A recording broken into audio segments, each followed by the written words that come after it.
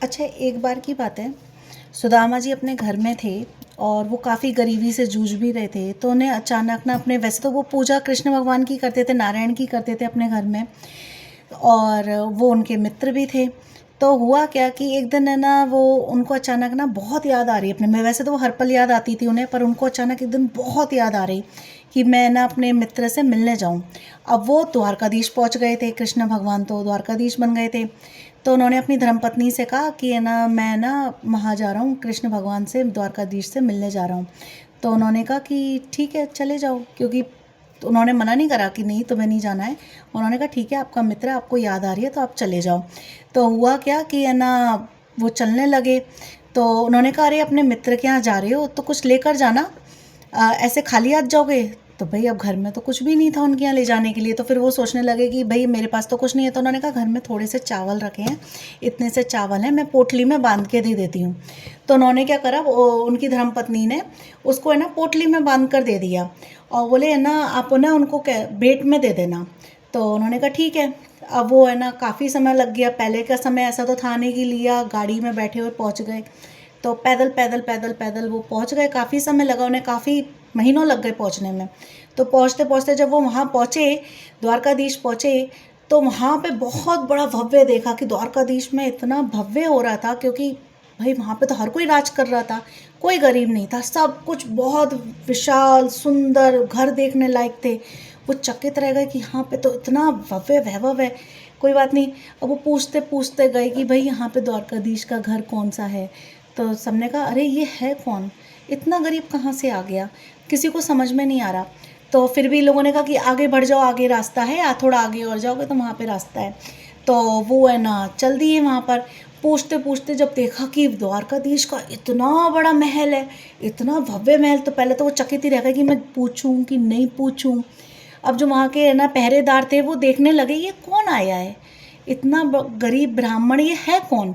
तो उन्होंने कहा, उन्होंने उनसे पूछा कि है ना भाई, उन्होंने ही बताया कि आप ऐसा करो कि है ना अंदर जो द्वारकाधीश बैठे हैं उनको जाकर बोलो कि उनका कोई मिलने आया है। मत बोले मिलने आया है, आप मिलने आए हो? बोले हाँ। बोले उनको बोलो मथुरा से उनका मित्र आया है, सुदामा आया है।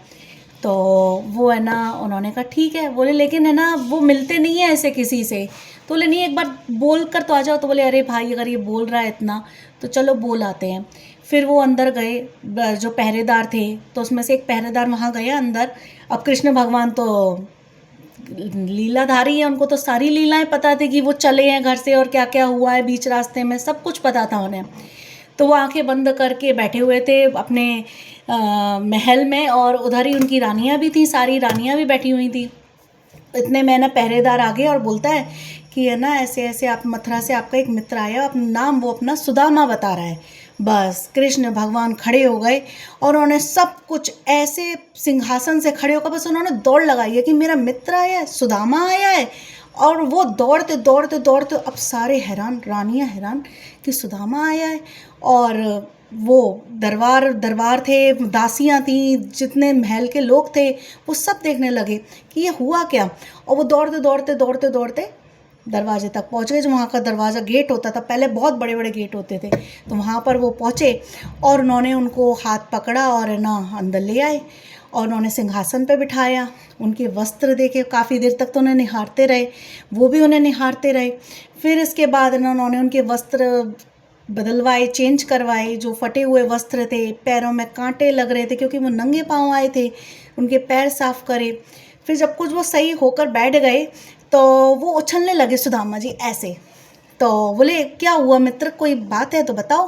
बोले नहीं कोई बात नहीं है। बोले अच्छा इतनी दूर से आए हो, मेरे लिए क्या लेकर आए हो, क्या भेंट में क्या लेकर आए हो?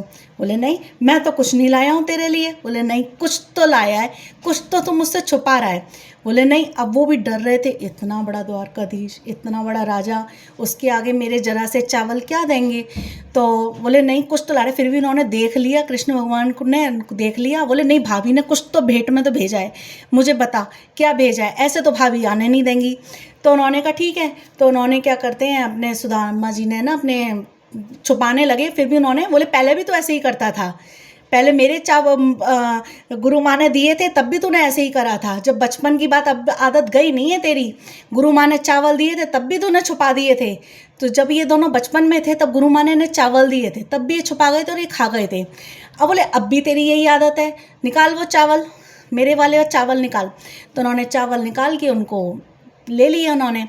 तो हुआ क्या कि है ना, जैसे ही है ना वो चावल लिए तो उन्होंने, कृष्ण भगवान ने पोटली खोली और चावल की एक मुट्ठी ऐसे बांधी। और मुट्ठी बांधते ही उन्होंने है ना, यहाँ पर एक प्रसंग जो चल रहा है, जो भजन है वो यहाँ से स्टार्ट होता है, थोड़ा ध्यान से सुनना। पहली मुट्ठी लेते ही प्रभु ने स्वर्ग सुदामा के नाम किया है। दूसरी मुट्ठी में पृथ्वी लोक का वैभव विप्र को सौंप दिया है। तीसरी मुट्ठी देने लगे तो, तीसरी मुट्ठी में देने लगे तो बैकुंठ तो लक्ष्मी ने रोक दिया है। अपना निवास भी दान में दे रहा, कैसा दानी ये मेरा प्रिया है। अपना निवास भी दान में दे रहा, कैसा दानी ये मेरा प्रिया है।